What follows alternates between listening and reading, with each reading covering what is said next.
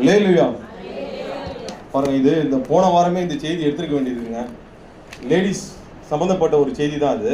ஆனால் அதை அப்படியே ஜென்ஸுக்கும் அப்படியே கௌரவம் பண்ணி எடுத்துகிட்டு வந்து ஒரு செய்தி உங்களுக்கு. அது உண்மையிலேயே வந்து கற்றுக்கொள்ள வேண்டிய ஒரு காரியமாக இருக்கிறதுனால போன வாரம் அது வந்து கிருபை பெற்றவர்கள் என்ற தலைப்பில் எடுக்கலாம் இருந்தது. அருமையான பிள்ளை நிதிக்கு போன வாரம் கர்த்தர் சித்த வச்சிருந்தார் பிள்ளை எடுக்கணும்னு சொல்லி. அதனால் கர்த்தர் ஆசீர்வதிட்டு இன்னைக்கு இந்த வாரம் அதை வந்து கண்டினியூ பண்ணலான்னு இருக்கேன். ஓகேவா? அப்போ என்னென்னா கிருபை பெற்றவர்கள். இப்போ கிருபை பெற்றவர்கள்ன்றது லேடிஸ்க்கு மட்டும்தானா? அதனால என்ன பண்ணிட்டேன், ஜென்ஸுக்கும் அதை நினைச்சுக்கிட்டேன். புரியுதா உங்களுக்கு? ஏன்னா போன வாரம் லேடிஸ் சம்மந்தப்பட்டது மட்டும் சொல்லிட்டு முடிச்சிடலாம் அப்படின்னு பார்த்தோம். சரி, ஜென்ஸுக்கும் இப்போ நம்ம எல்லாம் காமனாக இருக்கிறதுனால எல்லாருக்குமே இது பொதுவான செய்தியாக இருக்கட்டுமே. ஆமென். ஓகேவா? இன்னைக்கு வந்து அதனால பெண்கள் தின சிறப்பு செய்தின்னு போட்டேன். இப்போ ஆண் பெண்கள் தின சிறப்பு செய்தின்னு போட்டுக்கலாம். ஓகேவா? எப்படி போட்டுக்கிறீங்களா? ஓகே. இப்போ அப்படி மாத்திங்க தலைப்பா. இப்போ வசனம் வாசிப்பா. லூக்கா 1:28. தலைப்பு வந்து கிருபை பெற்றவர்கள் ஆண்களும் தான்.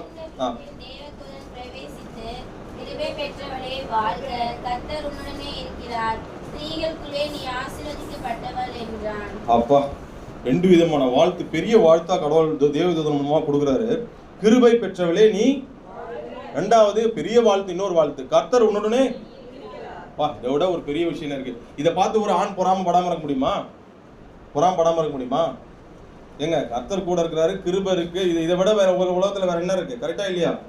அப்போ அதனால தான் போன வாரம் எடுக்கிறப்பவே நான் ஒரு விஷயம் யோசிச்சேன். ஹாப்பி உமன்ஸ் டேன்னு ஒன்று இருந்தது. மென்ஸ் டேன்னு ஏதாவது டேட் இருக்குதாங்க? நமக்கு தெரியலங்க. இருக்கா? அது ஏன் கொண்டாடவே மாட்டேங்கிறாங்க? சரியா இல்ல? அப்படியா? ஓ, சரி. அதனால தான் அதை குறித்து யாருமே அக்கறை எடுக்க மாட்டேங்கிறாங்களே. சரி, நம்ம ஒரு ஈக்குவலாக ஆண் பெண் சமன்ற ஒரு இதில் எடுக்க சொல்லலான்னு தான் பார்த்தேன். உடனே காயத்ரி யோசிக்கிறான். இல்லை, நீ என்ன மாதிரி திங்க் பண்ணணும்னு எனக்கு தெரியாதா? அப்படியேங்கப்பா ஒரே நடு. நீ உண்மையிலே பொறாமையில தானே சொல்றீங்க அப்படின்றியா?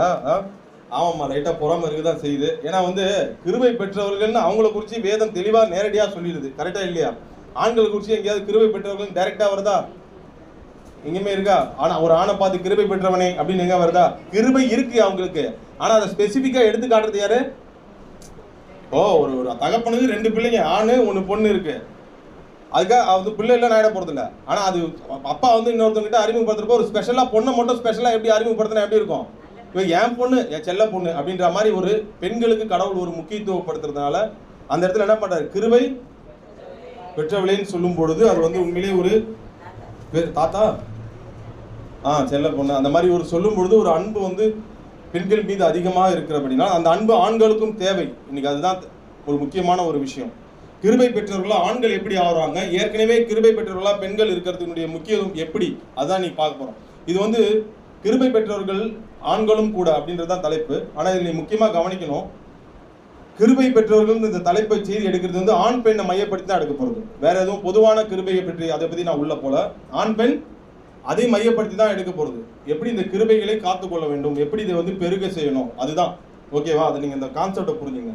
கிருபைனா பொதுவான கிருபையை குறித்து எடுக்கிற செய்தியாக அது இல்லாமல் கிருபை பெற்றவர்களா ஒரு பெண்ணிடத்துலேருந்து ஒரு ஆண் எப்படி அந்த கிருபையை அவங்க எப்படி அதே மாதிரி பெறணும் அப்படின்ற ஒரு கான்செப்ட் தான் அது. ஓகேவா? இப்போ வந்து பார்த்தீங்கன்னா கிருபை பெற்றவர்கள் கொஞ்சம் யோசிச்சு பாரு. கிருபைனா நீங்கள் என்ன நினைக்கிறீங்க? தேவனுடைய அந்த பொக்கிஷ சாலையிலிருந்து ஒரு வழங்கப்படக்கூடிய ஒரு உன்னதமான ஒரு பொருள் தான் அது. ஒரு கிருபை உன்னதமான கிடைக்காத ஒன்று. அது உலகத்தில் எங்கேயாவது இருக்குமா? இந்த கிருபை வேற எங்கேயும் உலகத்தில் எங்கேயுமே கிடைக்காது. அது எங்கேருந்து வருது? அது முழுக்க முழுக்க அந்த கிருபைக்குள்ளதான் உங்களுக்கு என்னென்ன இருக்கு? உலக ஆசீர்வாதங்களும் நியாயமான உலக ஆசீர்வாதங்களும் இருக்கு. எல்லாவற்றையும் விட ஆவிக்குரிய ஆசீர்வாதங்களும் எதுல இருக்கு? அந்த கிருபைக்குள்ளதான். நீங்களும் நானும் இங்க நிக்கிறதுலாம் எதனால? அதை நீங்க மனதில் எழுதி கொள்ளணும். இன்னைக்கு அந்த கிருபைகளை வளர்த்து கொள்ள போறோம்னா அப்ப எவ்வளவு பெரிய ஒரு வார்த்தையை கடவுள் நம்ம கொடுக்குறாரு. கரங்களை தட்டி தேவனுடைய நாமத்தை மயப்படுத்தலாமா? அந்த கிருபை இருந்தா தான் நீங்க வெளியில போக முடியும், எழுந்துக்க முடியும், தூங்க முடியும், நோய் நொடி இல்லாமல் வாழ முடியும். எல்லார் கண்களையும் ஓனர் கண்கள் எல்லார் கண்களையும் தேவை கிடைக்கும். எல்லாமே சொல்லிட்டே போகலாம். கரெக்டா இல்லையா? அப்ப அந்த கிருபைகளை எப்படி வளர்த்து கொள்ளணும், அதுவும் பெண்ணிடத்திலிருந்து ஒரு ஆண் எப்படி முதல்ல பெற்றுக்கொள்ள முடியும், அந்த அதே மாதிரி கான்செப்ட் எப்படி நம்ம பெற்றுக்கொள்ள முடியும் அந்த வார்த்தையை. அதுக்கு நம்ம ஃபர்ஸ்ட் என்ன பண்ணோம்னா 2 விஷயம் தான் முதல்ல சொல்லிடுறேன் ஷார்ட்டா. ஆண்கள் கிருபைகளை பெற்றவர்களாக இருக்கணும்னா பெண்களை வேதத்தின்படி போற்றணும், மதிக்கணும். கரெக்டா இல்லையா? இது ஞாபகம் வச்சுங்க. வேதத்தின்படி பெண்களை அவர்கள் மதிக்கும் பொழுது கண்டிப்பாக அவங்க கிருபைகளை பெற்றுக்கொண்டு அள்ளி கொண்டு போறாங்க. ரெண்டாவது இதை குறித்து தான் எடுக்க போறோம், அதனால முன்னாடியே உங்களுக்கு லைட்டா சொல்லிடுறேன். பெண்கள் கிருபை பெற்றவர்கள் என்ற வார்த்தையை தக்க வச்சுக்கணும்னா, காத்துக்கொள்ளணும்னா பெண்கள் வந்து என்னென்ன பண்ணணும் அதை குறித்து நம்ம இன்னைக்கு பார்க்க போறோம். நான் சொன்னேன், ஆண்கள் பெறணும்னா பெண்களை போல அந்த கிருபை பெற்றவர்கள் வார்த்தை பெறணும்னா பெண்களை அவங்க மதித்து வேதத்தின்படி போற்ற வேண்டும். பெண்கள் வந்து அது கிருபைகளை காத்துக்கொள்ளணும். அவங்க கீழ்ப்படிதல்ல தான் அந்த கிருபைகளை காத்துக்கொள்ள முடியும். அது எப்படின்றத நம்ம கொஞ்சம் பார்க்க போறோம் இன்னைக்கு நம்ம. ஓகேவா? ஃபர்ஸ்ட் ஆண்கள் சொன்னல்லவா, ஆண்கள் ஏன் பெண்களை போற்றணும் கொஞ்சம் சொல்லுங்க பார்க்கலாம்.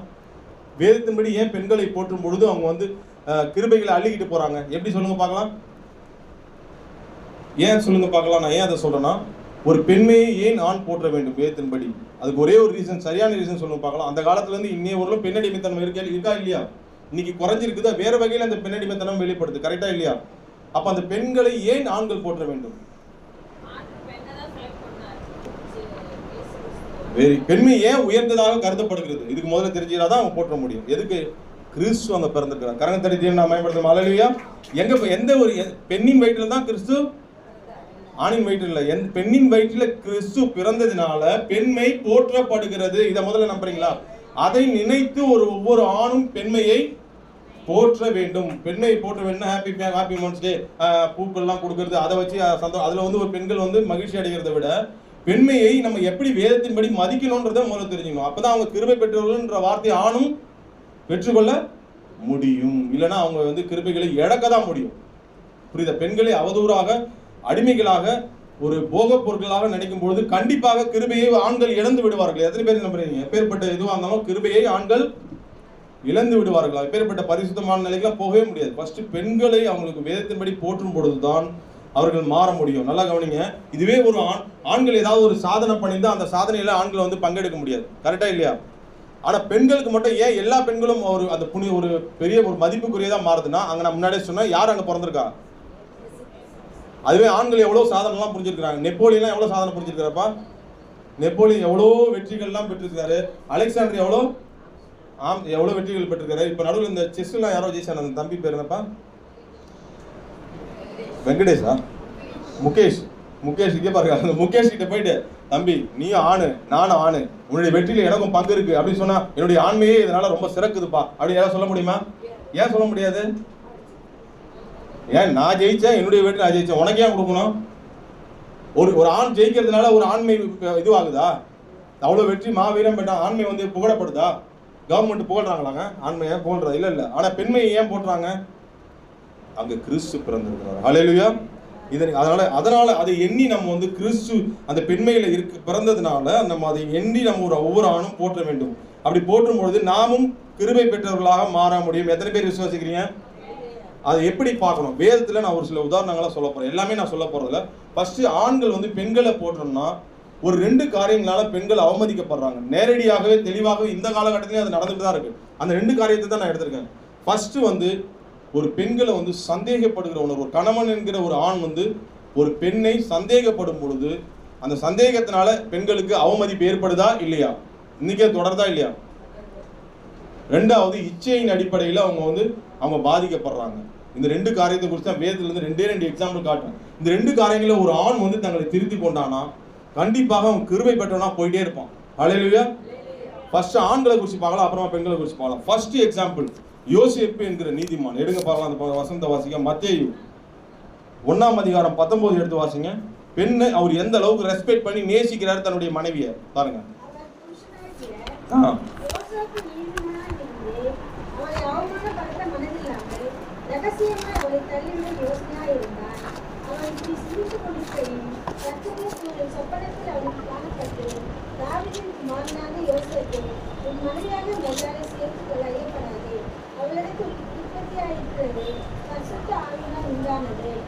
ஆமென். ஹல்லேலூயா. இந்த இடத்துல ஒரு முதல் ஆணை உங்களுக்கு உதாரணமா காட்டுறேன். அவர் பேர் என்ன? ரொம்ப அதிகம் வெளியில வராத ஒரு அருமையான ஒரு நீதிமான். நல்லா கவனிங்க. அவருக்கு ஏற்பட்டிருக்கிற பிரச்சனை என்ன நான் பொதுவாக எடுத்துட்டு ஒரு பெரிய நீதிமான உங்களுக்கு காட்ட போறேன். இன்னைக்கு இருக்கிற சூழ்நிலையில இருக்கிற கணவன்மார்கள் எல்லாம் கொஞ்சம் எடுத்து பாருங்க. அவங்களும் அந்த ஆண்களை கொஞ்சம் ஒப்பிட்டு பாருங்க. எவ்வளவு பெரிய நிகழ்வு அங்க நடந்திருக்கு. ஆனா அவர் அதை எப்படி எடுத்துக்கிறாரு அவரு? அந்த இடத்துல வாசி தயவுசெய்து கோடுகளும் போட்டுங்க. ஆமா, அவளை அவமானப்படுத்த மனதில்லாமல் ஒரு கோடு போட்டுங்க. அந்த இடத்துல பென்சில் கூட கோடு போடு. அவளை முதல்ல ஒரு பெண்ணை ஒரு கணவனா இருக்கிறவங்க என்ன பண்ணணும், ஒரு கணவன் என்கிற முறையில அவமானப்படுத்த மனதில்லாமல், ஏன் அதுக்கு காரணம் என்னன்னா உண்மையாக நேசிக்கிறேன். ஏன்னா அவருக்கு கொஞ்சம் பிராக்டிக்கலா பேசுவோம். அவர் வந்து தேவகுமாரன் வயிற்றுல பிறந்தது எல்லாம் நமக்கு அதுல அப்புறமா தான் அவருக்கு தெரியும். அதுக்கு முன்னாடி அவர் நிலை எப்படி இருந்துச்சு, தேவகுமாரன் அவர்களும் அதெல்லாம் தெரியாது. தேவதூதன் வந்து கனவுல வந்து சொன்ன பிறகுதான் அவருக்கு தெரியும். சொல்றதுக்கு முன்னாடி அவர் எப்படி ஒரு சாதாரண மனுஷன் சிந்திக்கக்கூடிய அளவு தான் அவர் சிந்திச்சிருக்கிறாரு. அந்த சிந்தனையிலேயே இவ்வளவு ஒரு பலமான ஒரு சிந்தனையா இருந்திருக்குன்னா அவருடைய நேசம் தன்னுடைய மனைவியின் மீது முழுமையாக இருந்தது. ஹல்லேலூயா. இன்னைக்கு ஒவ்வொரு கணவர், ஒரு கணவரும் ஆண்கள் தானே, அந்த ஆண்கள் வந்து எந்த அளவுக்கு ஒரு பெண்மையை மதிக்கணும்னா ஃபர்ஸ்ட் சந்தேகப்படக்கூடாது. அது அவமானப்படுத்தும் போது அதுல என்ன அப்பதான் பிரச்சனைகள் ஆரம்பிக்குது. ஆனா அந்த ஒரு பிரச்சனையை கூட தன்னுடைய மனைவிக்கு அவன் கொடுக்க விரும்பல. அதனாலதான் அவர் நீதிமான். யார் நீதிமான்? நீதிமான்னா சும்மா கிடையாது. யோசேப்பு ஏன் நீதிமான்னா தன்னுடைய மனைவியை அவ்வளவு தூரம் நேசிக்க, தன்னுடைய மனைவி மேல அவ்வளவு ஒரு நம்பிக்கை, நேசம். இது எப்படி நிகழ்ந்ததுன்னு தெரியாம ஒரு புரியாத ஒரு நிலையில தான் அவர் இருக்கிறாரு. இஸ்ரவேலினுடைய அந்த சட்டத்திட்டங்களின்படி கல்லெறிந்து அவளை கொல்லணும். இது வந்து தன்னுடைய மனைவிக்கு நிகழக்கூடாதுன்றதுல அவர் தெளிவாக இருக்கிறார். தன்னுடைய நேசத்தை முழுமையாக வைத்துக் கொண்டு அமைதியாக அவங்கள விலகிடணும்னு பாக்குறாங்க. அந்த ஆண் பாருங்க எவ்வளவு ஒரு கிரேட் பாருங்க. அந்த ஒரு சிறந்த ஆணை உங்களுக்கு உதாரணமா காட்டுறாங்க. ஒரு ஆண் என்பவர் தன்னுடைய மனைவியை முதல்ல எப்படி நேசிக்கிறார் பாருங்க. இந்த மாதிரி உண்மையாக நேசித்து அவர் அதை தள்ளிவிடாம நடந்து கொள்ளும் பொழுது கர்த்தராகிய தேவன் என்ன பண்றாரு பாருங்க. தள்ளி 20 வசனம் வாசிங்க.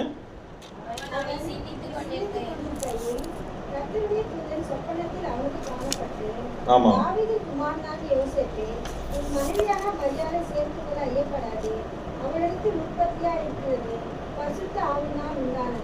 ஆமென், ஹல்லேலூயா. இது சொன்ன உடனே இன்னும் மதிப்பு கூடி தன்னுடைய மனைவிய அப்போ வந்து அவர் பர்ஃபெக்டா இருந்தா, பரிசுத்தாவினால உன்ன பர்ஃபெக்டானு தெரிஞ்சு அவர் சந்தேகம் இருந்தா கூட அதை காட்டாம அது தன்னை வந்து இது பண்ண பாருங்க. ஒரு உண்மையிலே ஒரு ஆண் என்பவன் அவனுக்கு கல்யாணம் ஒன்று நடக்கும், கரெக்டு தானே?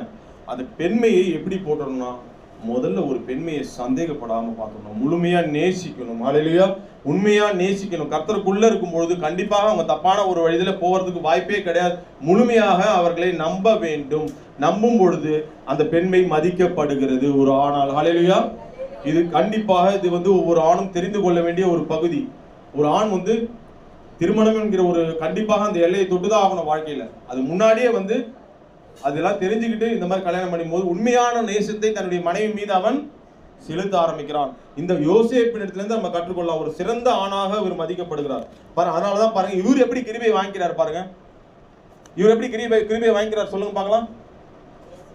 இயேசுவுக்கே அப்பா உலக தகப்பனா இவர் கொடுத்திருக்கார். கரங்களை தட்டி நம்ம பண்றோமா? கிருபை நிறைந்தவர் இவருடைய வயிற்றுல பிறந்திருக்கிறாரு. அதை எடுத்து வாசிங்க. லூக்கா 1:52-53 வாசிங்க. இவரு தகப்பன். ஆமா, யோசேப்பு தகப்பனா இவரு இல்லப்பா. லூக்கா 1 லாஸ்ட்ல 2 வசனங்கள் வாசி.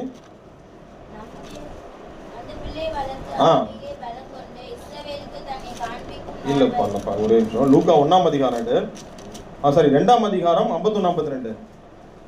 பின்பு அவர்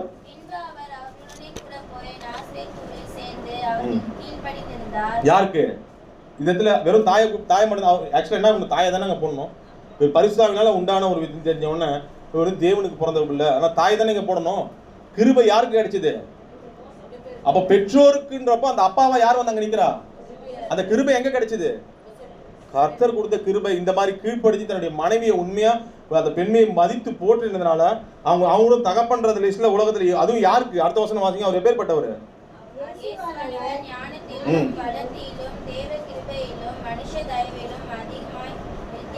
அப்பேற்பட்டவருக்கு தகப்பனா அவர் இருக்கிறார். தெய்வ குமாரனுக்கு. ஹல்லேலூயா. அப்ப அந்த கிருபையை வாங்கிட்டு போறதுக்கு காரணம் என்ன? கிருபையை அள்ளிக்கிட்டு போறாரு. தன் மனைவியை அந்த கோடு போட்டு வச்சுக்கிட்டு அவளை எந்த ஒரு பெண்ணையுமே அவமானப்படுத்துகிற அந்த எண்ணம் ஒரு ஆணுக்கு வரவே கூடாது. அதனால்தான் பவுல் சொல்றாரு. பவுல் எனக்கு ரொம்ப பிடிக்கிறதுக்கு காரணம் என்ன தெரியுமா?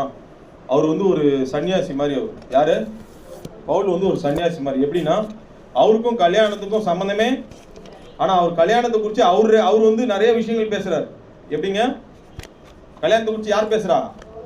பவுல் பேசுறாரு. அதுல வந்து சொல்லும் போது ஒரு இடத்துல அவர் சொல்றாரு பவுல். அந்த வசனத்தை உங்களுக்கு வாசிச்சா உங்களுக்கு தெரியும் நினைக்கிறேன். ஒரே நிமிஷம். 1 கொரிந்தியர் எடுமா 9:5 வாசிமா. அவருடைய ரெஸ்பெக்டான அந்த வேர்டை பாருங்க, பெண்ணை எப்படி அவர் கனப்படுத்துறாரு.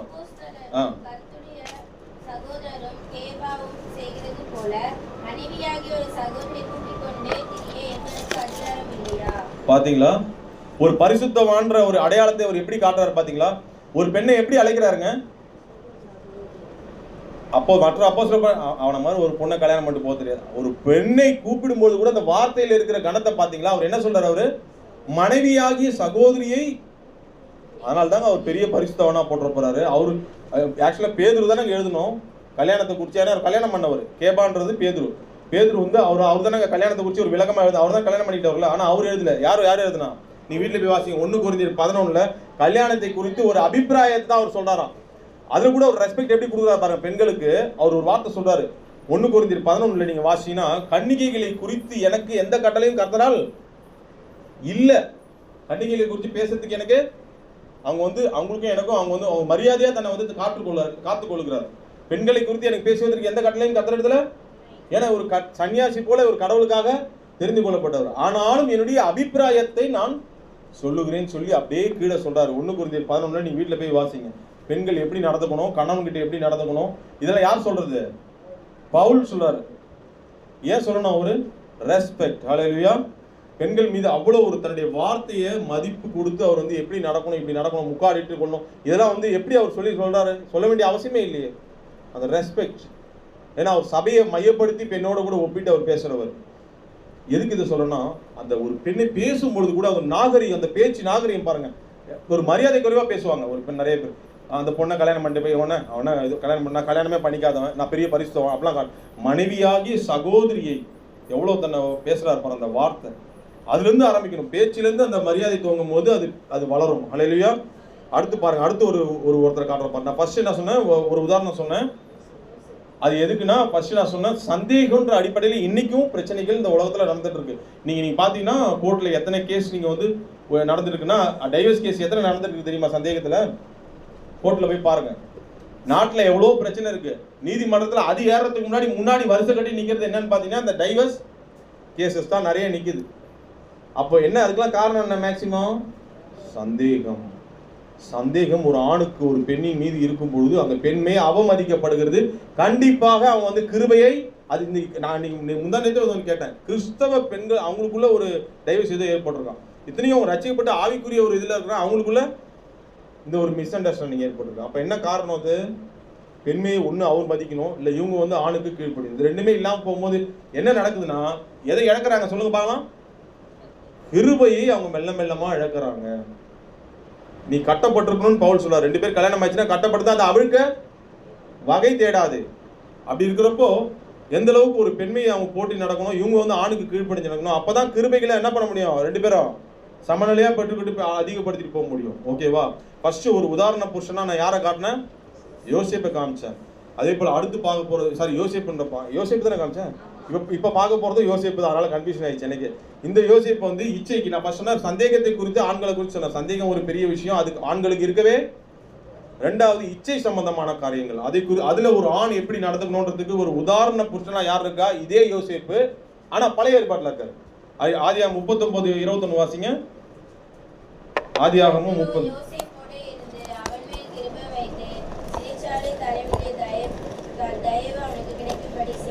எப்படிங்க அவரு அள்ளிக்கிட்டு போறாரு கிருபைய, அதுக்கு முன்னாடி வாசிங்க. ஏன் அவர் கிருபையை அள்ளிக்கிட்டு போறாரு, இப்படி ஆதியாகமம் 39:9 வாசிங்க.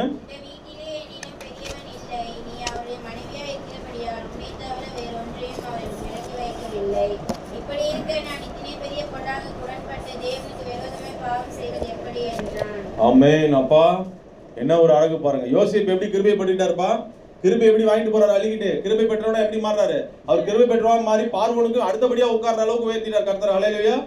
எப்படி பெண்மை அவர் எப்படி மதிக்கிறார் பாருங்க. நீ என்னுடைய எஜமானுடைய, நீங்க அந்த அளவுக்கு உங்க மேல நான் மரியாதை வச்சிருக்கிறேன், நான் தெய்வத்துக்கு முன்னாடி நின்றுட்டு இருக்கேன். அவரு தேவனுக்கு விரோதமா, அந்த வசனம் வாசிங்க 9ல ஃபுல்லா வாசிங்க. நீங்க என்னுடைய எஜமானுடைய, தமிழாக்கம் சரியா போடலாம், நீங்க நீ அப்படின்றது போடக்கூடாது ஆக்சுவலா.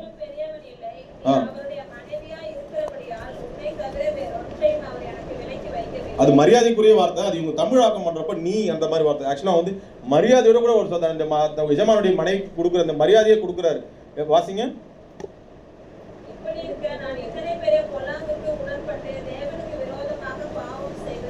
அந்த பெண்மையை அவர் எப்படி மதித்து அந்த இடத்துல இச்சைக்கு இடம் கொடுக்காம எப்படி அவர் நடந்து கொள்ளுகிறார்ன்றத மாத்திரம் நீங்க இதை வாசிங்க தயவு செய்து.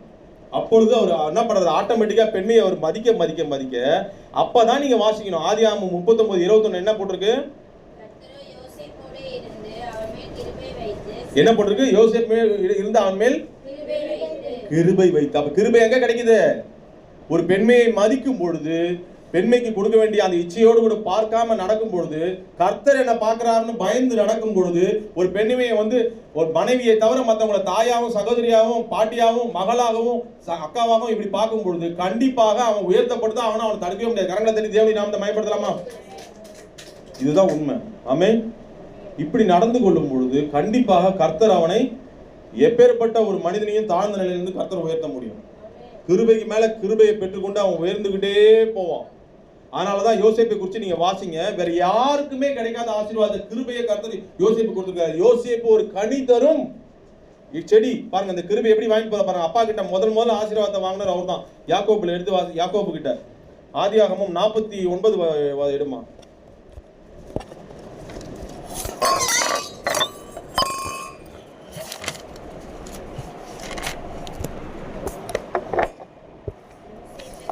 வாசிப்போம். என்ன வசனமா? ஆதியாகமம் 49:22 எடுத்துங்க.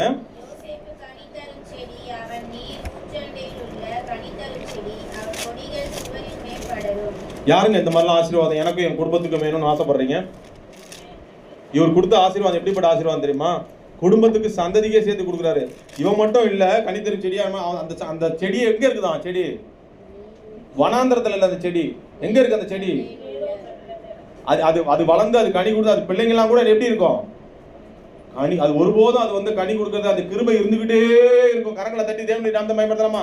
அந்த கிருபை எனக்கும் என் குடும்பத்துக்கு மேலே இருந்துகிட்டே இருக்கணும்னா பெண்மையை மதித்து போடுற வேண்டும் யோசேப்பை போல. புரியுதா உங்களுக்கு? யோசேப்பு பெண்மையை அவர் மதித்து போடுறார். அவர் உயர்த்தப்படுறதுக்கான பல காரணங்கள் இருந்ததில்லை. அதுல மிக முக்கியமான காரணம் இந்த பெண்மையை அவர் மதித்து இச்சையோடு பார்க்காமல் தப்பித்ததும் ஒரு காரணம். ஹல்லேலூயா. அதனால அவர் உயர்த்தப்பட்டுட்டே போனார். நீங்க கீழே போய் வாசிங்கன்னா 23-24 வாசினா யோசேப்பு கனிதரும் செடி. தொடர்ந்து வாசினா ஆனாலும் அவனுடைய வில்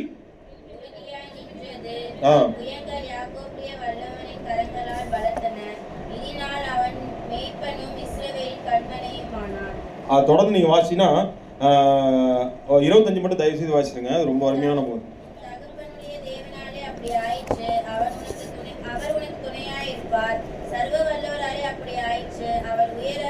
வானத்திலிருந்து உண்டாகும் கிருபை பாருங்க எப்படி வாங்கி போறா பாருங்க. கீழே ஸ்தனங்களுக்கும் கர்மங்களுக்கும் ஜீசஸ் கிரைஸ்டுக்கு இணையான ஜீசஸ் கிரைஸ்டும் இஸ்ரவேலின் கண்மலையா இருக்கிறார். இப்பவே யோசேப்பையும் ஜீசஸையும் கொஞ்சம் கம்பேர் பண்ணி பாத்தீங்கன்னா அந்த ஸ்பிரிச்சுவலா உங்களுக்கு நிறைய விஷயங்கள் பொருந்தும். இவரும் நிறைய பாடுகள்லாம் பட்டது போல யோசேப்பு நிறைய அந்த பள்ளத்தெல்லாம் வந்து உயர்த்தப்பட்டார். அது போல அந்த ஒரு உன்னதமான ஆசீர்வாதம் இஸ்ரவேலுக்கு கண்மலையா வச்சிருக்கிறார். யார? யோசேப்பு. பின்னால இந்த எப்ராயிம் ரொம்ப துரோகம் பண்ணி கர்த்தரை விட்டு போகும்போதெல்லாம் எப்ராயிமை தான் அவர் அடையாளப்படுத்துறாரு. எப்ராயிமே நான் உன்னை எப்படி. எப்ராயிம்ன்றது யாருடைய பையன்? யோசேப்பு ஆபிரகாம் செய்த நன்மைகள் அவங்க உண்மையா இருந்ததுனால கிருபையில வாங்கி போனதால தான் மற்ற ஜனங்களும் பாதுகாக்கப்பட்டாங்க. இல்லைன்னா அவங்க போயிட்டு இருப்பாங்க. இந்த மாதிரியான பரிசுத்தவான்கள் இருந்ததுனால தான் அந்த சந்ததியில அவங்க பாதுகாக்கப்பட்டாங்க. பெண்மையை மதித்து போட்டதுனால தான் அவங்க என்ன பண்ணாங்க? பாதுகாக்கப்பட்டாங்க. புரிஞ்சுக்கிட்டீங்களா? அப்ப ரெண்டாவது இச்சையோடு கூட பாக்குற பார்வை. ஒரு ஸ்திரீயை தன் இருதயத்தில் இச்சித்தாலே அவன் அவளோடு விபச்சாரம் செய்தாயிட்டுன்னு சொல்லி இயேசுநாதர் சொல்கிறார். அப்ப அதை நம்ம அதை வந்து நம்ம ஒவ்வொரு ஆணும் மதித்து ஒரு பெண்ணை போற்றும் பொழுது கண்டிப்பாக அவங்க வந்து என்ன பண்ணுவாங்க? ஆண்டவர் அந்த கிருபைகளை அள்ளி அள்ளி கொடுப்பாருங்க. எப்படி கொடுப்பாரு? கிள்ளிலாம் கொடுக்க மாட்டாரு. எப்படி கொடுப்பாரு? கிள்ளி வாங்க எனக்கு அள்ளி அள்ளி கொடுக்கணுமா? பெண்மை மனைவியை தவிர மற்றவங்கள ஒரு அன்னையை போல ஒரு மகளை போல பெண்கள் பல வகையா பல ஏஜில் இருப்பாங்க. அவங்களை அந்த மாதிரி மரியாதை கொடுத்து வேதத்தின்படி கனப்படுத்தினா கர்த்தர் நிச்சயமாக அவங்களை உயர்த்துவார். ஹல்லேலூயா.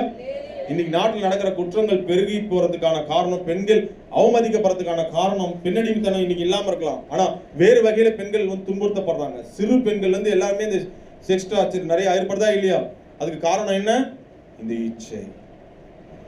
என்னைக்கு இந்த வேதத்தை யோசேப்பை போன்ற ஒரு குணம் ஒரு மனிதனுக்கு ஆண்டவரை ஏற்றுக்கொள்ளும் பொழுதே விதைக்கப்படும் பொழுது, ஆண்டவர் ஏற்றுக்கொள்ளும் போதே எல்லாமே ஆசீர்வாதம் கொடுத்தா முதல்ல சொல்லிடுறாங்களே தவிர, இந்த மாதிரியான குணங்களை அவனுக்குள் விதைக்கும் பொழுது அவன் ஆரம்பத்துல இருந்தே கனிதரும் செடியாக ஒவ்வொரு மனிதனும் கர்த்தரை அறிந்து கொண்டு வாழ்வான். கரங்களை தட்டி நம்ம பயன்படுத்துவான். அப்போ அவன் பின்னால அவன் கிருபை பெற்றவனாக இருந்து கண்டிப்பாக கர்த்தரை உயர்த்துவான்.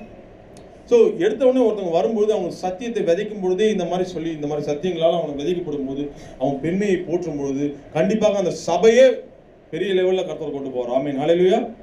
அவன் போற சபை இவன் நிமித்தம் ஆசீர்வதிக்கப்படும். அப்போ ஒவ்வொரு ஆணும் தெரிந்து கொள்ள வேண்டிய ஒரு விஷயம், பெண்மையை மதித்து போற்றுவதில் நான் 2 காரியம் தான் எடுத்திருக்கேன். ஒன்று சந்தேகப்பட, அதுக்கு ஒரு உதாரணமா யோசேப்பு காமிச்சேன். 2வது இச்சையோடு கூட அவங்க பார்க்கறது வந்து கண்டிப்பாக அவன் கடவுள் மனைவின்னு ஒரு மனைவியை கொடுத்துருக்காங்க. அந்த மனைவி கிட்ட மட்டும்தான் தன்னுடைய அன்பை வெளிப்படுத்தணும். மற்ற எல்லாருமே மதிக்க வேண்டிய பார்வையை கொண்டு மதிக்க வேண்டும். ஆமென், ஹல்லேலூயா. அப்படி மதிக்கும் பொழுது கண்டிப்பாக அவன் உயர்த்தப்படுவான். அதனால தான் தாவீது பாருங்க, ஒரு பெண்ணால தன்னுடைய வாழ்வை எழுதும் போது முதல் வார்த்தையா சொல்லி பண்ற ஜெபம் என்ன தெரியுமா? எடுத்து வாசிங்க சங்கீதம் 51ல, உமது கிருபையின்படி. ஏன்னா கிருபை இழந்துடுமோன்னு பயம் அவருக்கு. பாருங்க சங்கீதம் 51:1 வாசிங்க.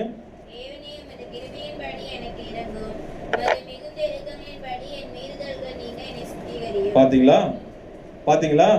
கிருபைய ஒரு பெண்மையை அவமதிக்கும் போது, ஒரு பெண்மையை அவன் தப்பு பண்ணிட்டார் தாவீது பெண்கிட்ட, இன்னொரு பிறன் மனைவி மீது தப்பு பண்ணிட்டாரு.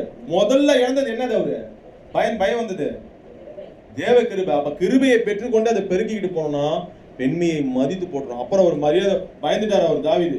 உமதுக்கு முதல் வார்த்தையே அப்ப என்ன மன்னிங்க, முதல் வார்த்தை என்னது? உமது கிருபையின்படி. என்ன? ஏன்னா கிருபை போயிடுமோ, கிருபை போயிடுச்சுன்னா வாழ்க்கை போயிடுச்சு, கிருபை போயிடுச்சுன்னா என்ன போயிடுச்சு? Life is going. அவ்வளவுதான். கிருபையினால தான் நான் நின்றுட்டு இருக்கேன்.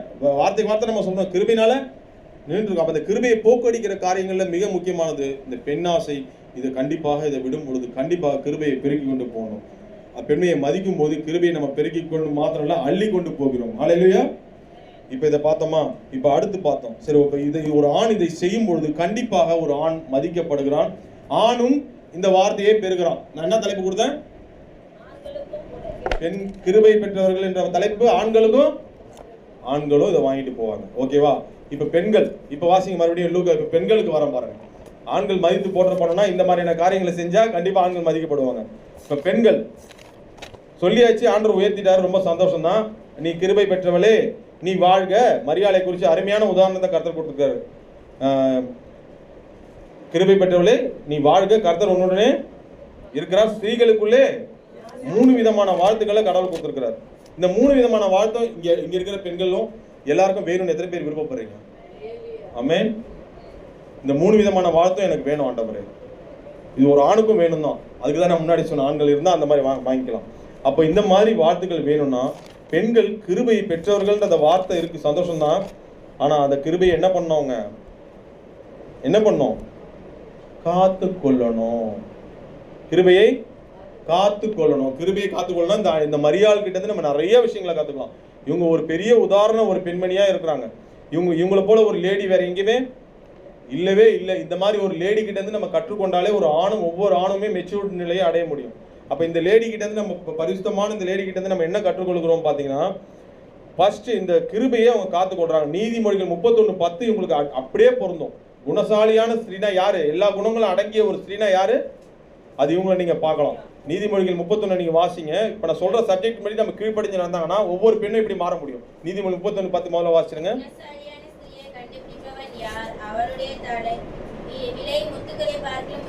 கண்டிப்பா விலை மதிப்பற்ற ஒரு முத்துகள் போல ஒரு பெண்கள் கிருபை பெற்றவர்களா அவங்க திகழ முடியும் கடைசி வரலும். ஆனா இப்ப சொல்ல போற குணங்களை மட்டும் கொஞ்சம் தற்பரிசோதனை செஞ்சுக்கலாம். ஓகேவா? இப்போ இந்த மரியாதை குறித்து சொல்லும் பொழுது அவங்க என்ன சொல்றாங்க? கிருபை பெற்றவளாக பார்க்கிறார். அது மாத்திரம் இல்ல, கர்த்தர் உன்னுடனே இருக்கிறார். ஸ்திரீகளுக்குள்ளே நான் பெண்களுக்குள்ளே நான் ஆசீர்வதிக்கப்படணும், அவங்களே என்னை பார்த்து ஆச்சரியப்படுற அளவுக்கு நான் ஆசீர்வாதமா இருக்கணும் நீங்க விருப்பப்படுறீங்களா? ஃபர்ஸ்ட் பயம். என்னதுங்க? ஃபர்ஸ்ட் அவங்க எப்படி இருந்தாங்க? இந்த வார்த்தைகள் சொல்லும் பொழுது அவங்க வந்து ஏற்கனவே எப்படிப்பட்டவங்களா இருக்கிறாங்க? நீங்க வாசிங்க அடுத்த வசனம். பயப்படாதே நீ தேவனிடத்தில். அவங்க பயந்த சுபாவம் உடைய ஒரு பெண்மணியாக ஏற்கனவே அவங்க கர்த்தருக்கு பயப்படுகிற ஒரு ஸ்திரீ. வாசிங்க அதை. பயப்படாதே நீ தேவனிடத்தில். அப்ப கிருபை பெற்றவர்களா நீங்கள் இங்க இருக்கிறீங்க. அப்ப ஃபர்ஸ்ட் என்ன பண்ணோம்? கர்த்தருக்கு பயப்படும் பொழுது அந்த கிருபைகளை நீங்க டெவலப் பண்ணிக்கிறீங்க. அதை மறுபடியும் ஆண்டவர் உறுதிப்படுத்துறாரு. தேவனிடத்தில் நீ கிருபை பெற்றாய். அது மாதிரி சங்கீதம் 103:17 வாசிங்க. இது பொதுவாக எல்லாருக்குமே வருது. கர்த்தருக்கு பயப்படும் போது அவருடைய கிருபை பெருகுகிறது. சங்கீதம் 103:17.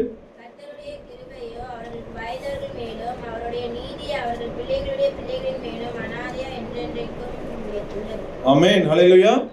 அப்ப இந்த லேடி ஏற்கனவே எப்படிப்பட்டவங்களா இருக்காங்க? அந்த கிருபையை பெறுவதற்கு பாத்திரமா இருக்கிறாங்க. ஏன் பாத்திரமா இருக்கிறாங்க? அவங்க கர்த்தருக்கு பயப்படுறாங்க. முதல்ல நம்ம தெரிஞ்சப்ப ஒவ்வொரு பெண்களும் கர்த்தருக்கு என்ன பண்ணோம்? இங்க யாரெல்லாம் புருஷனுக்கு ரொம்ப பயந்து வந்திருக்கிறீங்களா?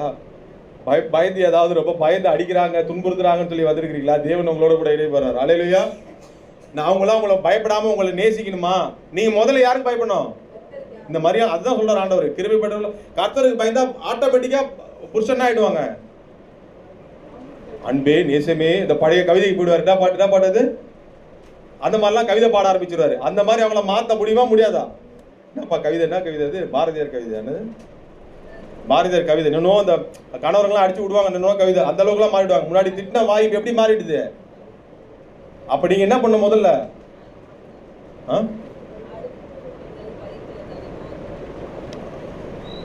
ஏதோ வேற ஏதோ சொல்ல பழமொழி மாதிரி, அதெல்லாம் அவருக்கு தெரியல. நான் சொல்றது புரியுதா? அப்ப மதிக்கணும்னா, கணவன்கள் மதிக்கணும்னா ஃபர்ஸ்ட் யாருக்கு பயப்படணும்? நான் காலம் போறோம் கணவனுக்கு பயந்துட்டு உட்காந்துட்டே இருக்கணும் இல்ல. இவங்க முதல்ல யாரு? கடவுளுக்கு பயப்படுற ஸ்திரீ. அதனாலதான் இவங்க கிருபை பெற பாத்திரவான்களா இருந்தாங்க. கரெக்டா இல்லையா?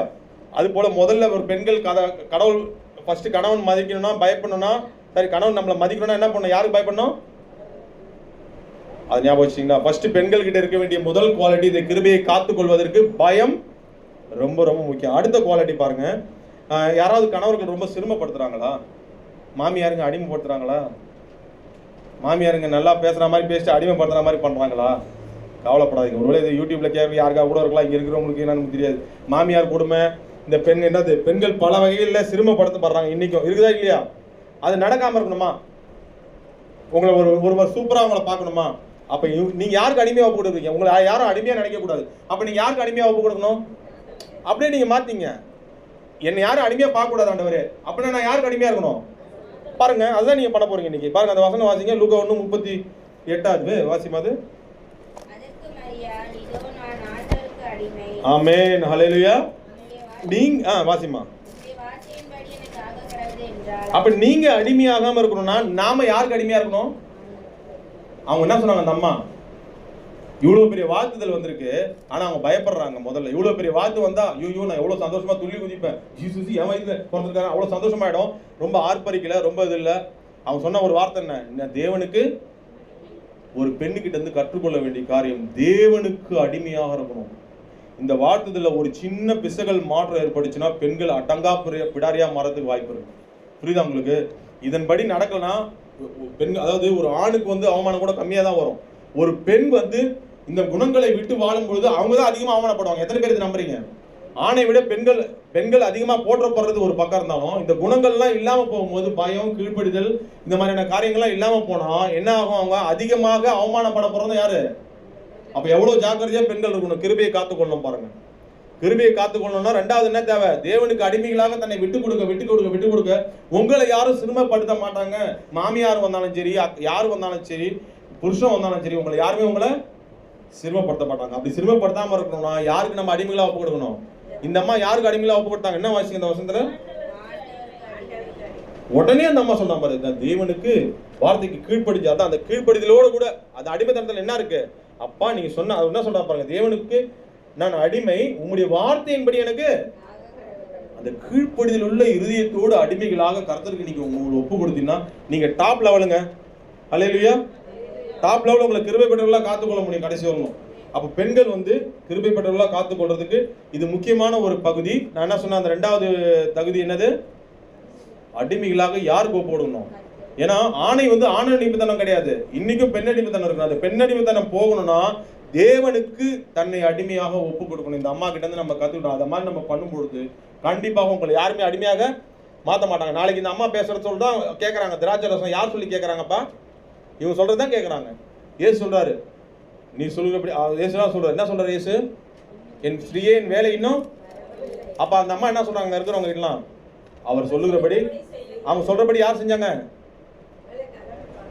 அப்ப யார் அந்த அம்மா? அங்க யார் முதலாளியா வச்சது? இயேசுதான். அந்த இடத்துல யார் முதலாளியா வச்சது? ஏன்? அவங்க எப்பவுமே தன்னுடைய தாழ்த்தி கடவுளுக்கு கீழ்ப்படியதுனால அவங்க சொல்லுக்கு யாரும் மீறவே முடியல. அங்க இருக்கிறவங்களாம் பாருங்க, அங்க என்ன வேலை பண்ணிருக்காங்க? திராட்சை ரசம் காலியாச்சு, என்ன சொல்றாங்க அவங்க? தண்ணி ஊற்றி யாராவது செய்வாங்களா? கர்ச்சாடியில் தண்ணி ஊற்றுவாங்களா? செய்வாங்களாங்க? ஒரு வார்த்தை இந்த அம்மா சொன்னாங்கன்னு ஜீசஸ் சொன்னது இவங்க கேட்டு கீழ்ப்படிச்சதுனால, தேவனுக்கு தன்னை அடிமையாக ஒப்பு கொடுத்ததுனால என்ன ஆனாங்க? தன்னுடைய மகனா இருந்தாலும் அவர் தெய்வம், அவருக்கு இவங்க கீழ்ப்படிஞ்சுதான் ஆகணும். சொன்ன வார்த்தை கீழ்ப்படிச்சதெல்லாம் என்ன ஆச்சு? அவங்க சொல்றதை எல்லாம் தண்ணி ஊத்துறாங்க. பிளாங்கா தண்ணி ஊற்றுவாங்களா? யாராவது எங்க சொல்லி பாருங்க, செய்வாங்களா? சொன்ன வேலையே, இருக்கிற வேலையே ஒழுங்கா செய்ய மாட்டேங்கிறாங்க. சொல்றது எத்தனை பேர் தொண்டை தண்ணி வந்தா கத்த வேண்டியதா இருக்கு லேடிஸ், கரெக்டா இல்லையா? ஆனா அவங்க நடக்காத ஒரு வேலையை செய்யறாங்க. வெறும் தண்ணி எதில் போய் ஊத்துறாங்க? அப்ப செய்ய அந்த காரணம் யாரு? கீழ்ப்படிதல். தேவனுக்கு அடிமையாக ஒப்பு கொடுத்ததுனால நீங்க எங்க போனாலும் அந்த கிருபை இருக்கும். கரங்களை தட்டி தேவன் நம்ம பண்றாங்க, எங்க போனாலும் நீங்க சொன்னதை கேட்பாங்க. ஒரு லேடிஸ், நீங்க லேடிஸ்லாம் பார்க்க மாட்டாங்க, அந்த அம்மா கிட்ட ஏதோ ஒன்று இருக்கு அந்த வார்த்தையில, கீழ்ப்படிவாங்க. யாரா இருந்தாலும் கீழ்ப்படிவாங்க. ஹல்லேலூயா. அந்த ஒரு கீழ்ப்படிதல், அந்த ஆசீர்வாதத்தை, இந்த கிருபையை பெற்றுக்கொள்ளணும். தேவனுக்கு தினமும் காலையிலிருந்து, ஆண்டவரே நான் தகுதியற்ற இந்த அடிமை, அந்த அம்மாவை போல நினைச்சு, ஆண்டவரே என்ன அடிமை, ஆண்டவரே உங்களுடைய வார்த்தைக்கு நானு கீழ்ப்படினப்பா. என்ன நீங்க சொல்லி பாருங்க, பெண் அடிமைத்தனமும் இருக்காது, ஆண்கள் உங்களை மதிப்பாங்க, பைபிளின் படி ஈக்குவலா உங்களை பார்ப்பாங்க. ஹல்லேலூயா. இந்த ஆசீர்வாதத்தை பெண்கள் கண்டிப்பாக சொந்தம் முடியும். இப்ப அடுத்த பகுதிக்கு போலாமா? அடுத்து பெண்கள் கிட்ட அவங்க கிருபையை காத்துக்கொள்ள வேண்டிய ஒரு காரியம், இவங்க கிட்ட தான் நான் பேச போறேன். அடுத்து பாத்தீங்கன்னா அவங்க என்ன பண்றாங்கன்னா, வாசிமா எத்தனாவதுன்னா 39ஆம் வசனம் வாசிமா.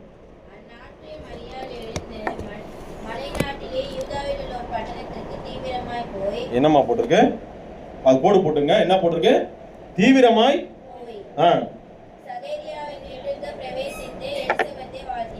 அடுத்து உங்க கிருபையை பெற்றுக்கொள்றதுக்கு பெரிய ஒரு விஷயம் என்ன தெரியுமா? மனதார மத்தவங்களை போய் வாழ்த்துறாங்க பாருங்க. கரங்களை தட்டி தேவன் மயமத்தலாமா? மனதார வெறுமனே ஸ்லோவா எழுந்து போயில்ல. அதுவும் இன்னொரு சக பெண்மணிய இந்த காலத்துல கொஞ்சம் யோசிச்சு பாருங்க. ஒரு பொண்ணு சக பொண்ண போய் வாழ்த்துறது நடக்குதா இந்த காலத்துல? இந்த காலத்துல எத்தனை நடக்குதுங்க? ஒரு பொண்ணு சக பொண்ணு தனக்கு ஈக்குவல், ஒரு குழந்தை பிறந்தா கூட தான் குழந்தை பெரிய டாப் லெவல்ல தேவகுமாரன், யார் அவரு? 1 கோடி லாட்டரி வந்தாலே இந்த காலத்துல பெண்களும் சரி ஆண்களும் சரி காலில் தர நிக்க மாட்டேங்குது, தரையில காலு நிக்க மாட்டேங்குது. இந்த அம்மாவுக்கு யார் பிறந்திருக்கிறா? உன்னதமான தேவனுடைய குமார். அதை குறித்து பெருமை பாராட்டுறது இங்க வரல. தீவிரமாய் எழுந்து இன்னொரு பெண்ணை, சக பெண்ணை வாழ்த்துறதுக்கு எப்படி போறாங்க? துரிதமாய். இன்னொரு துரிதமாய் கூட போட்டிருக்கு. என்ன போட்டிருக்கு? தீவிரமா போய் அந்த சகோதரியை போய் இது பண்ண போறாங்கன்னா அவங்க எந்த அளவுக்கு உள்ளத்துல இருந்து வாழ்த்த போறாங்க பாருங்க. ஏன் தெரியுமா அவங்கள வாழ்த்த போறாங்க? அந்த எலிசபெத் ஒரு மலடியா இருந்தாங்க, தெரியுமா உங்களுக்கு? எத்தனையோ வாடி வாசிச்சிருப்பீங்க. அந்த மலடியா இருந்த அந்த பெண் பட்ட இவங்களுக்கு வந்த சந்தோஷம் அடுத்தவங்களுடைய கவலைகளை மறைக்கலங்க அந்த லேடி. அதுதாங்க அவங்க பரிசுத்த மலடி. கரண்ட தட்டி இதை பயன்படுத்தலாம். அதனால தாங்க அந்த குணம் நமக்கு வேணும், ஒவ்வொரு பெண்ணுக்கும் வேணும். அப்படி இருக்கும்போது அவங்க கிருபை பெற்றெல்லாம் மாறிடுவாங்க. ஆட்டோமேட்டிக்கா அந்த கிருபையை பெருக்கிக்கிட்டே போவாங்க. அவங்க மனதார தனக்கு லாபம், பெரிய நன்மை கிடைச்ச பிறகு கூட அந்த லேடி அவங்க இத்தனை நாள் ஒரு மலடியா இருந்து ஒரு யோவான் பிறக்கிறாரு. நான் வீட்டுல உட்கார முடியுமா? நான் போய் உள்ளத்துல இருந்து எழுந்து போய் அவங்கள போய் துரிதமா போய் அவங்கள போய் என்ன பண்ண போறேன்? வாழ்த்த போறான்னு. அந்த வாழ்த்துகிற உள்ளம் நோட் பண்ணீங்க. அடுத்து கிருபையை நீங்க வாங்கிட்டு போனா மனதார வாழ்த்துகிற அந்த உள்ளத்தை நீங்க பெற்றீங்கன்னா கண்டிப்பா நீங்க கிருபையில வாங்கிட்டு போவீங்க. ஆமென். இந்த லேடி அப்படிதான் போய் மனதார வாழ்த்துனாங்க பாருங்க. அவங்களுக்கு வேற வேலை இல்லையாங்க மரியாளுக்கு? ஏன் போய் வாழ்த்தணும்?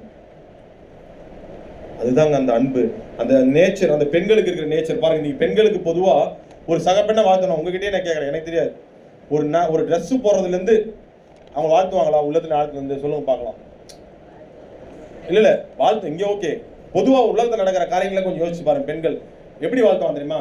ஏண்டி லட்சுமி கை கூட சூப்பரா இருக்க ட்ரெஸ். ஆனா உள்ளத்துக்கு என்ன ஓடிட்டு இருக்கோம்?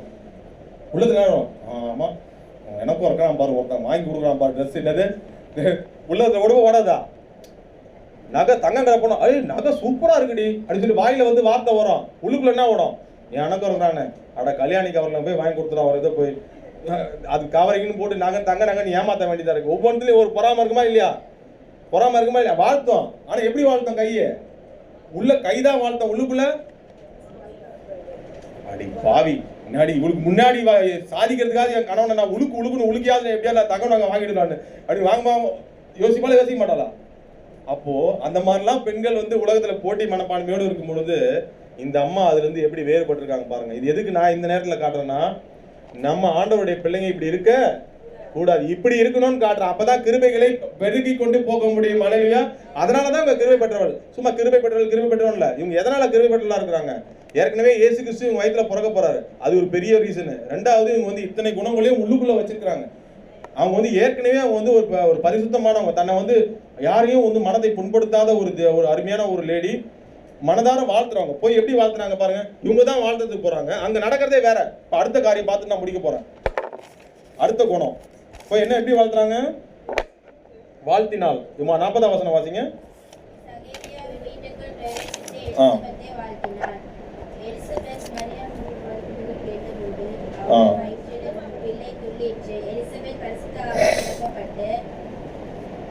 இப்ப இருங்க, போய் வாழ்த்திட்டாங்களா? எப்ப என்ன நடக்குது? அடுத்த காரியம் என்ன நடக்குது?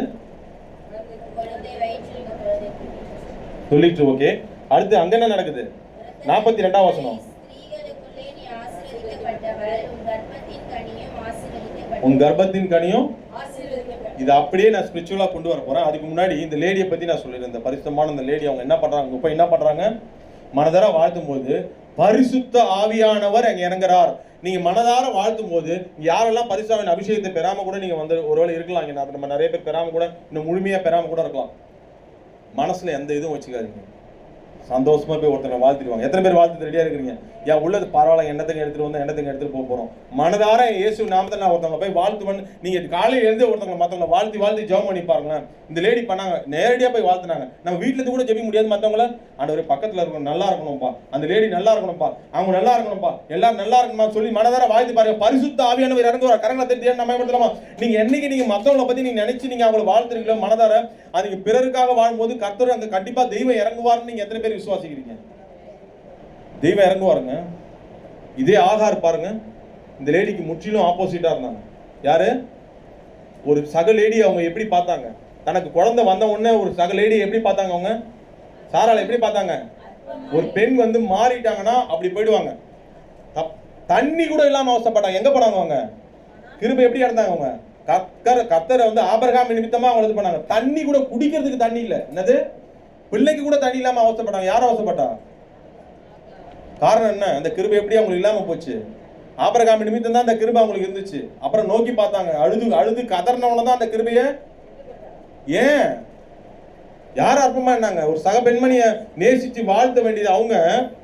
இத்தனை நாள் அந்த அம்மா அவன் சோறு போட்டு அந்த அம்மா சாரால் வந்து அந்த வேலைக்காரியா வச்சிருந்த அந்த அம்மா இவங்க மனதார வாழ்த்தணுமா வாழ்த்தக்கூடாதா? அம்மா உனக்கு குழந்தை பிறந்து எனக்கு எவ்வளவு சந்தோஷமா இருக்கு. குழந்தை இல்லை எனக்கு பிறந்திருக்கு, இந்தாம்மா உன் குழந்தைம்மா, அதை வச்சுக்கமா, அப்படிதான் சொல்லணும். இத்தனை நாள் என்ன பார்த்துக்கிட்டியம்மா, பரவாயில்ல. அப்படி ஒரு கல்யாணம் ஆயிட்டா கூட ஒரு சகோதரியா அவங்க வந்து பார்த்து, வேலைக்காரி கிடையாது இனிமேல், ஒரு சகோதரியாவது பார்த்துக்கலாம்ல. அவங்க எப்படி நினைச்சாங்க தெரியுமா? நம்ம இதுதான் படிக்கிறது சாதாரணமா படிக்கணும். அற்பமா பார்த்தாங்க. யார? சாரால. கடவுள் பாரு, தண்ணி கூட குடிக்கூடாத பண்ணிட்டாரு பாருங்க. அந்த அப்புறமா தான் அவங்க பயந்து ஆபிரகாம் நிமித்தம் தான். அதுதான் எதுக்கு சொல்றேன்னா, கிருபையை ஒரு பெண்கள் வந்து காத்துக்கொள்ள முடியும். மரியாதை போல அடுத்தவங்களை வாழ்த்தி உயர்த்தி அதன் மூலமாக பரிசுத்தாவின் இறங்கி அவங்களை ஆசீர்வதிக்கிறார் பாருங்க. பாருங்க எப்படி ஆசீர்வதிக்கிறார் பாருங்க. இப்படி ஆகார போல கிருபையை இழக்கவும் முடியும். இதை பெண்களாகிய நீங்களும் சரி ஆண்களும் சரி, இது எதை நாம் தெரிந்து கொள்ள போகிறோம்? ஆகாரா இல்ல மரியாளா? மரியாளா ஆகாரா? Just think about. அவன் பாரு மனதார வாழ்த்தினாங்க ஒரு சக பெண்மணியை. ஆமா, நன்மை செய்ய. சாராள வந்து தாய் பாரி. அவங்க பெண்களுக்கெல்லாம் வந்து யார்? அவங்க வாக்குத்தத்தத்தின் பிள்ளைகளுக்கெல்லாம் அவங்க தான் தாய். ஆபிரகாம் ஆவிக்குரிய தகப்பனா, ஆவிக்குரிய தாய் யாரு? அவங்கள போய் மரியாதை குறைவா பேசிட்டு அப்படி கடவுள் விடுவாரு. தண்ணி கூட இல்லாம மாட்டார் அந்த இதுல. அப்புறமா தான் புரிஞ்சுக்கிட்டாரு அவங்க. தேவையாது இல்ல. அப்ப இப்ப என்ன? அப்ப அதனாலதான் அப்போ ஒரு பெண் வந்து எப்படி மதிக்கப்படுகிறாள், எப்படி கிருபையை வாங்கி கொண்டு போறா? இன்னொரு பெண்ணை மனதார வாழ்த்துக்கிற இந்த குணமும் ஒரு பெண்ணுக்கு வேண்டும். அது இந்த அம்மா கிட்ட நிறைஞ்சிருந்தது. அவங்க பாருங்க, அடுத்து ஒரு கடைசி காரியம் அவங்க கிட்ட இருக்கிற குணம், கிருபையை அதிகமா அள்ளிட்டு போறதுக்கு கடைசி காரியம் பாருங்க. அப்படி தெய்வம் இறங்கி இவங்களை வாழ்த்தின பிறகு இவங்க என்ன பண்றாங்கன்றத பார்த்து முடிக்கலாமா? அதை மட்டும் வாசிமா. லூக்கா 2:46 55 வாசி. சாரி, லூக்கா 1:46. ஒரு நிமிஷம், அதுக்கு முன்னாடி அவங்க எப்படி வாழ்த்துறாங்க? பரிசுத்தாவினால் நிரப்பப்பட்டு நீ வாழ்த்தின சத்தம் 44.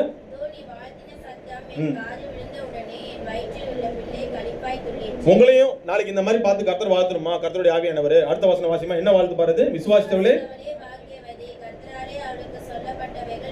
உங்க வாழ்க்கையில சொல்லப்பட்டவைகள் நிறைவேறணுமா? இங்க எத்தனை பேர் வந்திருக்கீங்க? கண்டிப்பா நிறைவேறணுமா? கண்டிப்பா நிறைவேறும். விசுவாசி நீங்க பாக்கியவான்களா இருக்கிறீங்களா? நான் சாதாரண விசுவாசியா இருக்கிறீங்களா இல்ல பாக்கியமான ஒரு விசுவாசிகளா இருக்கீங்களா? அப்படின்னா நீங்க மனதார மத்தவங்களை வாழ்த்துங்க. ஹல்லேலூயா. இந்த மாதிரியான குணங்களை கொள்ளுங்க, பயப்படுங்க, கீழ்ப்படிங்க, தேவனுக்கு அடிமையா போடுங்க, மனதார வாழ்த்துங்க. கர்த்தர் கண்டிப்பா அவங்களை கிருபை பெற்றவர்களா அதிகமா உங்க குடும்பத்தையும் சரி உங்க சந்ததியை ஆசீர்வதிப்பாருங்க. ஆமென். பாருங்க, அடுத்து அவங்க என்ன பண்ணா, இதை வாங்கிட்ட பிறகு பரிசுத்த ஆவியானவர் அந்த வார்த்தை வருது. இந்த அம்மா என்ன பண்றாங்க, உடனே அவங்க செய்யறாங்க. அது நீங்க கவனிக்கணும். ஏன்னா அது என்ன பண்றாங்க பாருங்க, முதல் 46ல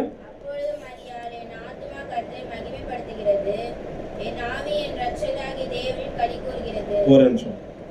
இந்த இவ்வளவு பெரிய சந்தோஷமான வாழ்த்தை பெற்ற அவங்க அதை குறிச்சு பெருமையா அதுல அவங்க களி கூறல. எதுல களி கூறாங்க? தேவனை மகிமைப்படுத்தி களி கூறாங்க. கரங்களை தட்டி தேவன் மகிமைப்படுத்த. அடுத்து பெண்களுக்கு இருக்கக்கூடிய கடைசி இந்த குணம், இந்த அம்மா கிட்ட இருந்து கத்துக்கொள்ளக்கூடிய காரியம், தேவனை மகிமைப்படுத்த வேண்டும். தனக்கு வருகிற புகழ்ச்சி எதுவா இருந்தாலும் யாருக்கு கொடுக்கணும்?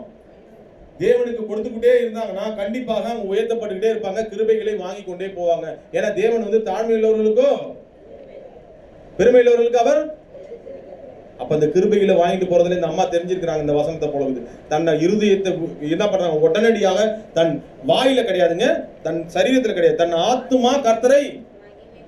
ஏன்னா ஆத்மாவில தான் பெருமை பிடிக்கும். வெளியே வந்து நான் வந்து நான் தாழ்மை மண்ணு புழு அப்படின்னு சொல்லுவாங்க. உள்ளுக்குள்ள ஆத்மா என்ன பண்ணும்? அந்த ஆத்மாவில வந்து கர்த்தருக்கு கனத்தை கொடுக்குறாங்க. ஒரு பெண்ணுக்கு இருக்க வேண்டிய அடுத்த கடைசி மிக முக்கியமான குணம், கிருபையை பெற்றுக்கொண்ட பெண்கள் அதை கிருபையை காத்துக்கொள்ள இந்த ஆத்மாவில் கர்த்தரை மகிமைப்படுத்துகிற குணம். ஹல்லேலூயா. அடுத்து அவரில் தான் நீங்க தொடர்ந்து வாசிங்கன்னா அந்த மகிமை எப்படி வெளிப்படுத்துறாங்கன்னு 55 வரல நீங்க வீட்டுல போய் வாசிங்க. ஓகேவா? அதோட இவங்களுடைய அந்த இது முடியுது. இவங்க எப்படி தன்னை வந்து கிருபை பெற்றவர்களாக வெளிப்படுத்துகிறார்கள். நம்ம பார்த்தோமா, என்ன காரியங்கள் பார்த்தோம்? இது வந்து ஒரு இந்த பெண்ணுக்கு மாத்திரம் இல்ல, மற்ற பெண்களும் இவைகள் மீது தாகம் கொள்ளும் போது கண்டிப்பாக இந்த குணங்களை ஆவியானவர் கொடுப்பாரா கொடுக்க மாட்டாரா? ஏன்னா இந்த இடத்துல இந்த ஒரு வார்த்தை ஒண்ணு இருந்துச்சு. அந்த வாழ்த்துதல நான் உங்களுக்கு இன்னைக்கு ஸ்பிரிச்சுவலா இப்ப நான் சொல்றேன்னு சொன்ன தெரியுமா? அது என்ன வார்த்தைன்னு சொல்றேன் பாருங்க. 42ல என்ன வார்த்தை? அது ஸ்திரீகளுக்குள்ளே சூப்பர். இது ஸ்பிரிச்சுவலா ஆணுக்கும் சரி பெண்ணுக்கும் சரி சேர்த்து சொல்றேன் பாருங்க. கிருபை பெற்றவர்களா காத்துக்கொள்ளணும். கர்ப்பத்தின் கனினா ஆவிக்குரிய குணங்களுக்கு ஒப்பிடப்படுது. அந்த அம்மாவுக்கு வந்து கனி வந்து ஜீசஸ் கிரைஸ்ட், கர்ப்பத்தின் கனி. இன்னைக்கு நாம இயேசு கிறிஸ்துவை எதுல பெற்றிருக்கிறோம்? எங்க பெற்றிருக்கிறோம்? எங்க? இருதயத்துல. இயேசு கிறிஸ்துவை எங்க நம்ம பெற்றிருக்கோம்? இருதயத்துல பெற்ற நாம ஆவிக்குரிய குணங்கள் நம்ம அந்த முதல்ல நம்ம மற்ற எல்லா ஆசீர்வாதங்களும் இருக்கிறத விட இந்த கிருபையிலே பெரிய கிருபை என்ன தெரியுமா? பரலோகத்துக்கு நம்மளை கொண்டு போற கிருபை. ஹல்லேலூயா. அந்த கிருபையில கனிகள் என்பது ரொம்ப முக்கியம். அந்த கனிகள் ஆசீர்வதிக்கப்படுதுன்னு போடப்பட்டிருக்காங்க. அது உன் கர்ப்பத்தின் கனியும். அப்ப இயேசு கிறிஸ்துவை இருதயத்தில் சுமந்த நமக்கு கனிகள், ஆவிக்குரிய கனிகள் இருக்குமா இருக்காதா? அந்த கனிகளை கர்த்தர் ஆசீர்வதிக்கணும். அப்பதான் நீங்க டெவலப் ஆக முடியும். ஹல்லேலூயா. அன்பு, சமாதானம், நீதி, என்னென்ன இருக்கு ஆவிக்குரிய கனிகள்? அந்த மாதிரி நீங்க ஸ்பிரிச்சுவலா கொண்டு வாங்க. இந்த இது நீங்க கொண்டு போறீங்க. அந்த கனிகள் எங்க இருக்கு? நமக்குள்ள இங்க இருக்கு. இந்த இடத்துல அந்த கனிகள் ஆசீர்வதிக்கப்பட எத்தனை பேர் விரும்புறீங்க? அப்படின்னா இருதயத்தில் பெற்ற அந்த இயேசுவை இந்த மரியாதை போல நம்ம என்ன பண்ணோம்? வாழ்த்துக்கிற குணம். இந்த இத்தனை குணங்களை நம்ம இருக்கும்போது கர்த்தர் இந்த குணங்களையும் கொடுத்து ஆசீர்வதிக்கிறார். ஏன்னா இந்த குணங்கள் வந்து ஒரு கர்ப்பத்தின் கனின்னு போடப்படுறது உண்மையிலே அருமையான வார்த்தைங்க. நமக்குள்ள இந்த குணம் வந்து உடனே வளர்ந்து வளர்ச்சி பெற்றதா காணப்படாது. இந்த மாதிரி அன்பு, சமாதானம் உடனே வளருதா? அது வளருகிறதாக காணப்படுது. பரிசுத்தம் உள்ளவன் இன்னும் அசுத்தம் உள்ளவன். அப்ப பரிசுத்தம் உள்ள அந்த குணங்கள் இன்னும் உங்களுக்குள்ள இருந்துகிட்டே இருந்து அந்த ஆசீர்வாதத்துல தங்கி இருக்கணும்னு எத்தனை பேர் விரும்புறீங்க? அதுல எனக்கு கிருபை வேணும்னு எத்தனை பேர் விரும்புறீங்க? அந்த கிருபையை நீங்க இந்த அம்மா மூலமா நீங்க பெற்றுக்கொள்றீங்க. இந்த ஆவிக்குரிய வகையில் நீங்க பெற்றுக்கொள்ள போறீங்க. உங்களுக்கு இருக்கிற அந்த கர்ப்பத்தின் கனி போல இருதயத்துல ஒரு கனி இருக்கு. அந்த குணங்களும் நீங்க கண்டிப்பா அதையும் கர்த்தர் ஆசீர்வதிப்பார். ஹல்லேலூயா. இத்தனை கிருபைகளை இன்னைக்கு நம்ம வாங்கிட்டு போறோமா? ஒரு ஆண் அந்த கிருபைகளை பெற்றுக்கொள்ளணும். பெண்ணை வேதத்தின்படி மதிக்க வேண்டும், போற்ற வேண்டும் என்று நான் சொன்னேன். அடுத்து பெண்கள் இதை காத்துக்கொள்ளணும். நான் என்ன சொன்னேன்? ஃபர்ஸ்ட் கர்த்தருக்கு, இந்த அம்மா கிட்ட இருந்து சொன்னேன், ஃபர்ஸ்ட் கர்த்தருக்கு பயப்படணும். ரெண்டாவது கர்த்தருக்கு அடிமைகளாக தங்களை ஒப்பு கொடுக்கணும், கீழ்ப்படுகிறதுக்கு. ஓகேவா? அப்பதான் கணவர்லாம் உங்களை மதிப்பாங்க, மாமியார்லாம் மதிப்பாங்க. அடுத்து மூணாவது மனதார பிற பெண்ணை, அது சாத்தியமே கிடையாது உலகத்துல வாழ்த்துறது. ஆனா இவங்க மனதார, அப்ப அது நடந்துச்சுன்னா ஆவிக்குரிய பெண்கள் நமக்கு சாத்தியம். ஆவிக்குரிய கர்த்தரை உண்மையா உணர்றவங்களுக்கு அது சாத்தியம். நாலாவது தாழ்மையுள்ளவர்களா கர்த்தரை மகிமைப்படுத்துகிற குணம். இந்த 4 குணங்களும் இருந்து கண்டிப்பா இது ஆணுக்கும் இருந்துச்சுன்னா கண்டிப்பாக அவங்க எப்பேற்பட்ட நிலையில இருந்தும் கர்த்தர் கிருபைகளை கொடுத்து கொண்டே இருப்பார், உயர்த்தி கொண்டே இருப்பார். எத்தனை பேர் விசுவாசிக்கிறீங்க? ஒரு டிபிஎம் பாஸ்டர் கூட பாருங்க, அவர் எந்த அளவுக்கு மரியாதையினுடைய உள்ளத்தை படிச்சிருப்பாருன்னு தெரியல. அந்த அவர் இந்த ஆத்மா கர்த்தரை மகிமைப்படுத்துகின்ற மாதிரி அவர் ஒரு டிபிஎம் பாஸ்டர் ஒருத்தர் வந்து என்ன பண்ணாங்கன்னா எந்நேரமும் புகழ்வாங்களாம். பிரசங்கம் முடிஞ்சவொன்னே அவர் என்ன பண்ணுவாங்க, வெளியில வந்தோடனே பாஸ்டர் சூப்பரா இருக்கு உங்க பிரசங்கம், என்னது சூப்பரா இருக்குன்னு சொல்லி பிரசங்கம் சூப்பரா சொல்லுவாங்களாம். அவர் எல்லாரும் புகழ்ச்சியை தனியா கூப்பிட்டு போய் என்ன பண்ண மரியாதை போல என்ன பண்ணுவாராம், கடைசியில போய் ரூம்ல போய் என் ஆத்துமா கர்த்தரை இந்த வார்த்தையெல்லாம் நீங்க எனக்கு கொடுத்துருக்கீங்க, இந்த புகழ்ச்சி எல்லாமே ஆண்டவர் உமக்கு தான்ப்பா அப்படின்னு சொல்லி ஒப்பு கொடுப்பாராம். கிருபையில வாங்கிட்டே போறாரு. அல்லையா, ஒரு பெண்ணுக்கு மட்டும் கிடையாதுங்க, ஆணுக்கும் இந்த குணம் வந்துச்சுன்னா அவரும் உயர்த்து போடுவார். ஆமென். அவ்வளவுதாங்க, முடியுதுங்க. மனசுல ஞாபகம் வச்சுப்போமா, நாமெல்லாம் கிருபை பெற்றவர்களா? ஒரு ஆண்களும் இதுல இன்க்ளூட் ஆயிட்டாங்களா? அப்ப இந்த கிருபைகளை காத்துக்கொள்வது மிக அவசியம். ஆமென். God bless you.